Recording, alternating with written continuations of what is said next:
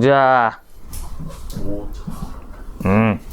그래서 외송설인데요. 소나무가 뭐야? 왜 소나무가 휘어 있지?를 보고 쓴 겁니다. 왜? 나무라는 건 어떻게 자라야 돼요? 이렇게 쭉쭉 뻗어야 돼요. 곧아야 되죠. 근데 저 새끼 뭐야? 이래. 그러니까 뭐예요? 저 새끼는 왜 저러지?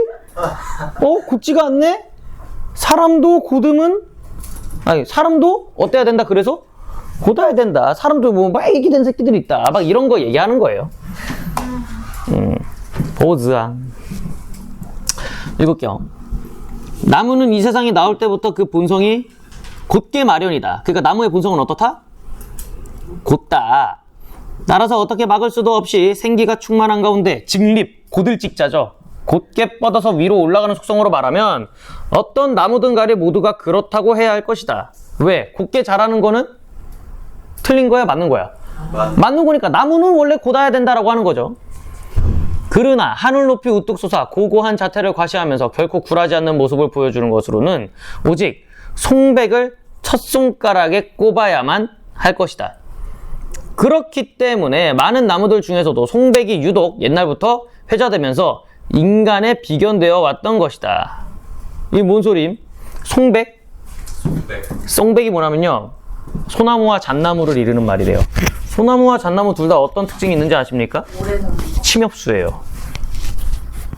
침엽수가 뭔지 알아요? 이파리가 바늘같이 얇은 새끼들. 그게 침엽수예요. 침엽수 특징. 그러면 뭐가 있을까? 사시사철. 푸르러요. 그래서 이제 지주와 절개로 많이 쓰이는 거죠. 그리고 꽃 곧잖아요. 쭉쭉 뻗어 있잖아. 크고. 그러니까 이제 지주와 절개를 상징하기도 해요. 정신 나간 짓 하고 있어, 이놈 씨. 뭐하고 있어, 씨.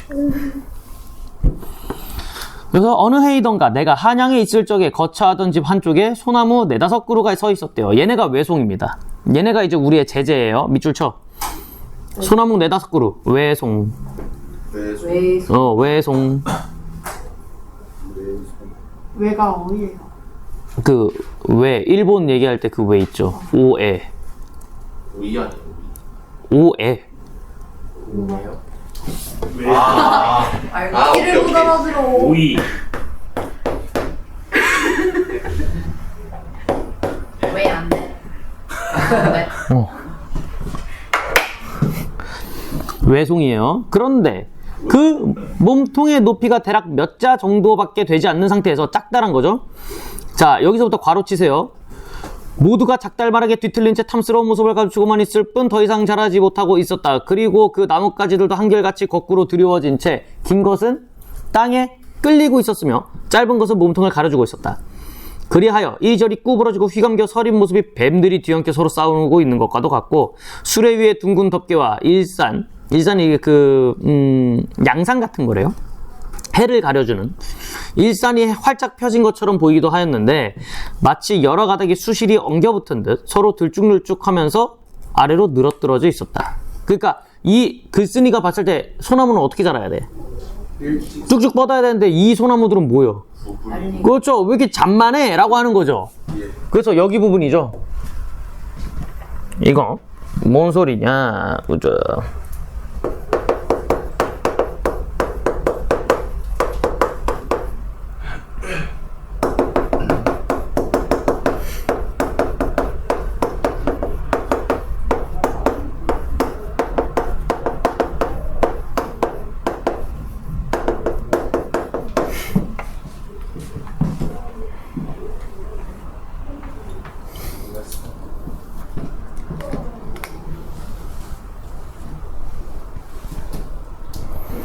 내가 이것을 보고 깜짝 놀라 어떤 사람의 말하기를 타고난 속성이 이처럼 다를 수가 있단 말인가?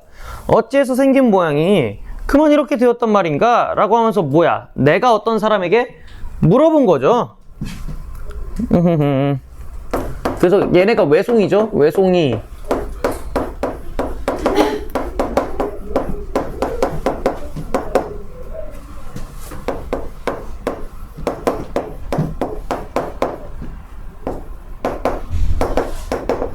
그리고 이제 어떤 사람은 뭐 대답해주지 않겠냐?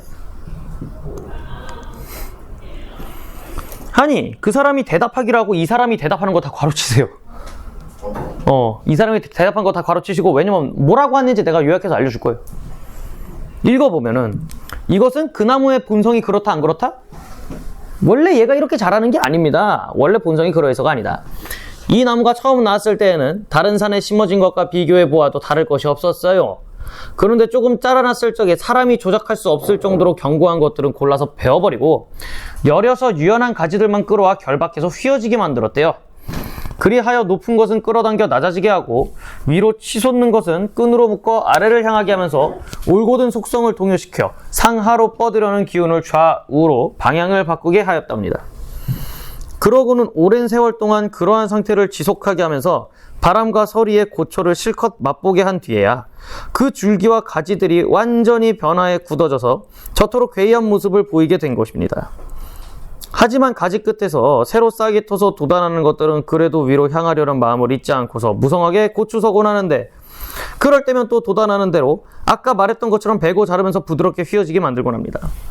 이렇게 해서 사람들이 보기에 참으로 아름답고 기이한 소나무가 된 것일 뿐이니 이것이 어찌 그 나무의 본성이라고야 하겠는가? 누구 때문이야? 족간이 미안해 이거죠. 고든 성질을 어떻게 한 거야? 누가? 인간이 다 조져놓은 거죠. 그래서 여기 부분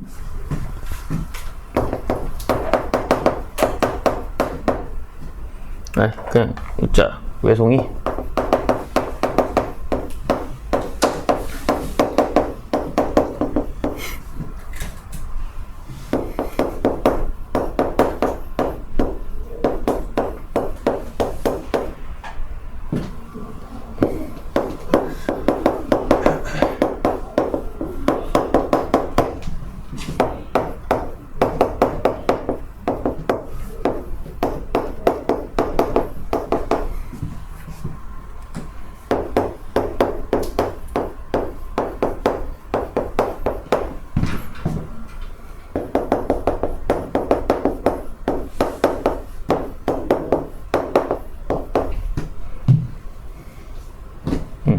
어씨 녹힌데?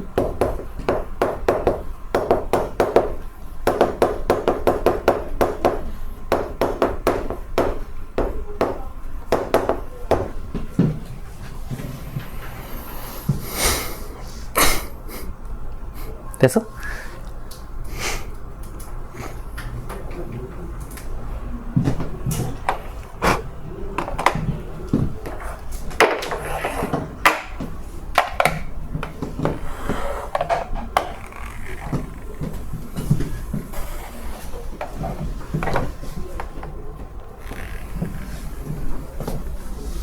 됐니?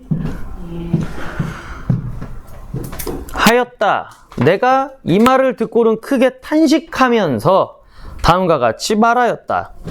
아! 여기서부터 가로쳐야죠. 아! 어쩌면. 왜냐면은 그러면 저 간신배 새끼들도 원래 저러지 않았었겠네 라면서 또 사람한테 적용을 시키거든요. 무슨 방법이죠 이게? 유사한 속성을 들어서 뭔가 이끌어내는, 결론을 도출해내는 방법. 유사한 속성을 들어서 결론을 도출해내는 방법. 귀납법 중에 하나인데.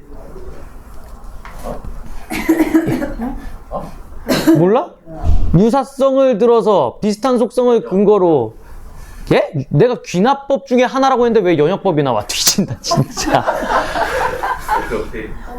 유추의 방법이요. 유추 들어본 적 없어요? 유추? 유추 비슷한 속성을 들어서 결과를 도출해내는 거 있잖아요.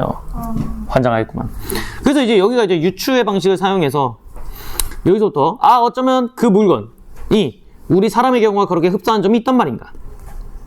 세상에서 일찍부터 길을 잃고 헤매는 자들을 보면 그 용모를 예쁘게 단정하고 그 몸뚱이를 약삭빠르게 놀리면서 세상에 보기 드문 괴팍한 행동을 하여 세상 사람들을 놀라게 하고 아첨하는 말을 들어놓아 세상 사람들이 칭찬해 주기를 바라고 있다. 그리하여 남의 비위를 맞추려고 애쓰면서 이를 고상하게 여기기만 할 뿐 자신을 잃어버리는 것이 부끄러운 일인 줄은 잊고 있으니. 여기까지죠. 여기까지. 그래서 이거 쓰기가 또 힘드네. 본성을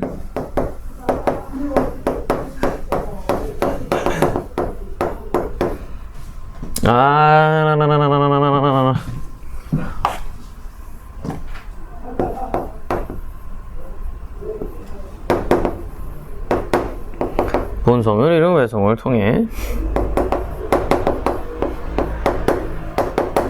평이하고 제 얘기를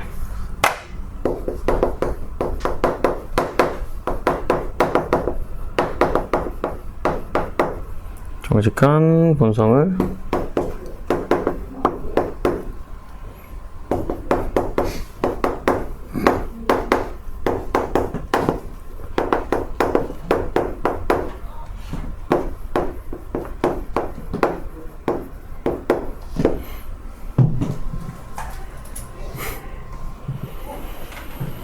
사람도 마찬가지라는 거지. 저 소나무처럼 누군가에 의해서 자신의 본성을 잃었고, 여기 있는 사람들도 본성을 잃은 사람도 뭐야? 타인의 평가에 의해서 자신의 그 본성을 잃었다, 이런 식으로 얘기를 하는 거죠. 그래서 평이하고 정직한 그 본성이 뭐야? 평이하고 정직한 그 본성이 이게 사람의 본성이다.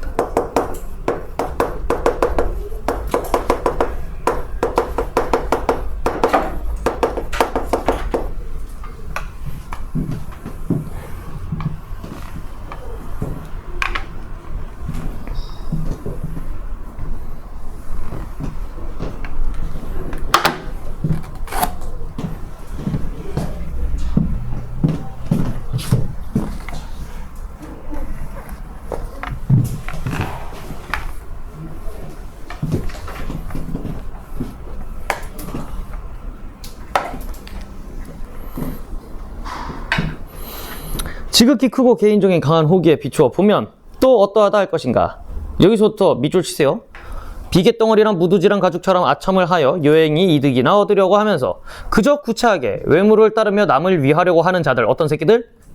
아첨하는 새끼들이죠. 이게 국화가세인데.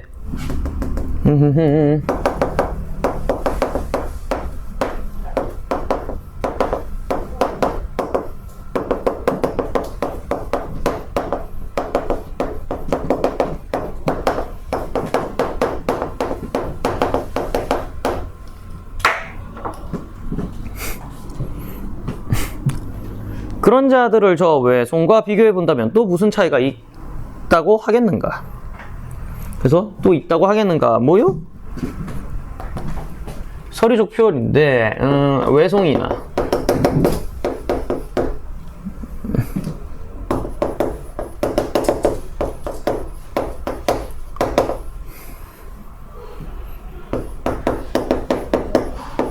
외송과 본성을 잃은 사람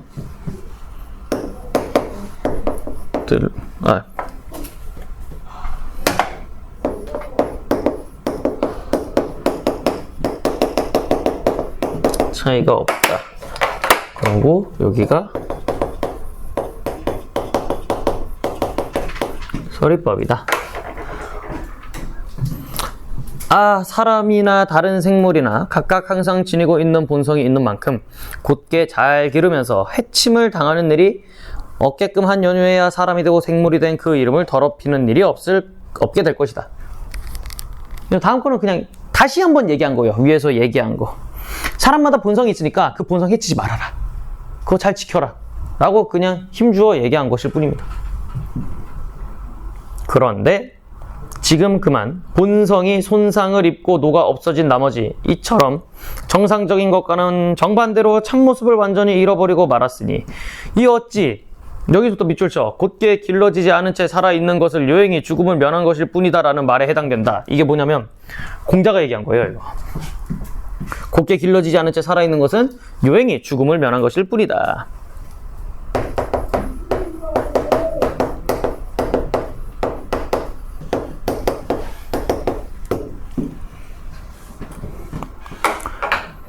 그러고 보면 저 나무, 외송이죠? 저 나무 입장에서 볼 때에도 역시 슬픈 일이라고 해야 할 것이다. 내가 일찍이 산속에서 자라는 송백을 본 일이 있었는데, 송백은 어떤 존재라고요? 맨 앞에 또 나왔지만 본인을 본성을 지키고 있어, 못 지키고 있어? 송백은 내 본성을 잘 지키고 있는 애예요. 외송이 못 지키고 있는 애고. 내가 옛날에 송백을 본 일이 있었는데 그 나무들은 하늘을 뚫고 곧장 위로 치솟으면서 뇌우에도 끄떡없이 우뚝 서 있었답니다. 그래서 송백은 곱게 자라는 성품을 잘 유지하고 있었어요.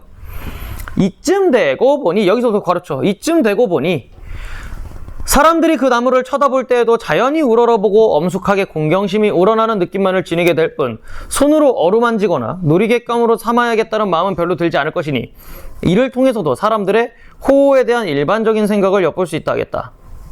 그러니까 뭐야? 본성을 지키는 자들, 그러니까 올곧은 사람한테는 오히려 다른 사람들이 어떻게 대한다?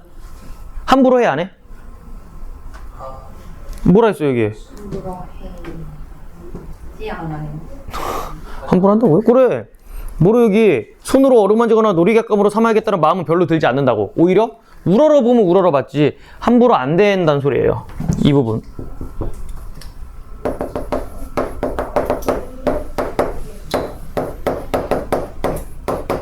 본성을 지킨 자는 타인이 공경심을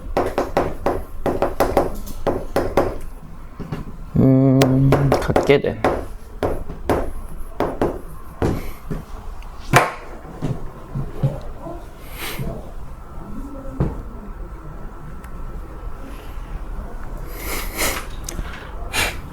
됐음?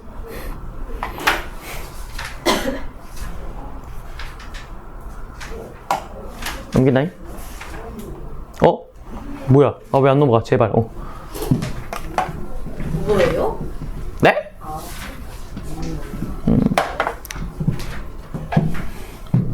그 다음에 그것은 그렇다 하더라도 사랑이라고 하는 것은 장차 그 대상을 천하게 여기면서 모멸을 가할 수 있는 가능성이 그 속에 있는 반면에 공경이라고 하는 것은 그 자체 내 덕을 존경한다는 뜻이 들어있는 개념이라 하겠다. 여기부터 다시 가르쳐요. 대저 그 본성을 해친 나머지 남에게 모멸을 받게 되는 것이야말로 남에게 잘 보이려고 한 행동의 결과라고 해야 할 것이요.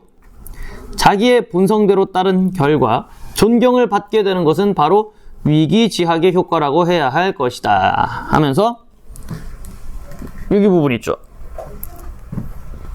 어디 갔노?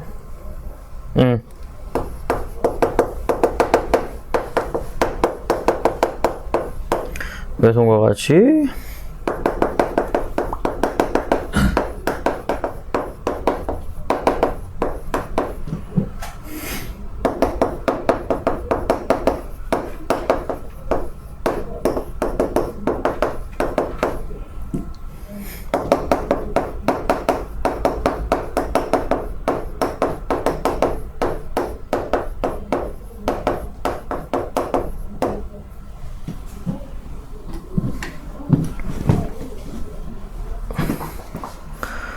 따라서 군자라면 이런 사례를 통해서 자기 자신을 돌이켜 보기만 하면 될 것이니 저 외송을 탓할 것이 또 뭐가 있다고 하겠는가. 청사, 나벌에 대해 나벌 대한에 쓰다라고 하는데 이 부분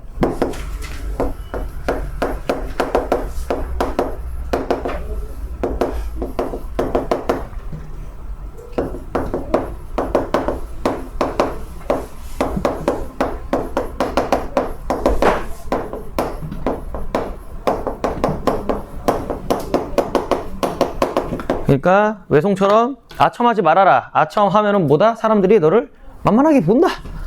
오히려 올곧게 살아가면은 그 본성, 사람의 본성, 올곧음을 지키고 살면은 다른 사람들이 오히려 함부로 못하고 경외심 갖는다. 그러니까 똑바로 살아라 라고 하는 겁니다. 그니까요. 눈도 가리고 다녀야 돼요, 애들. 소나무 못 보게 해야 돼요.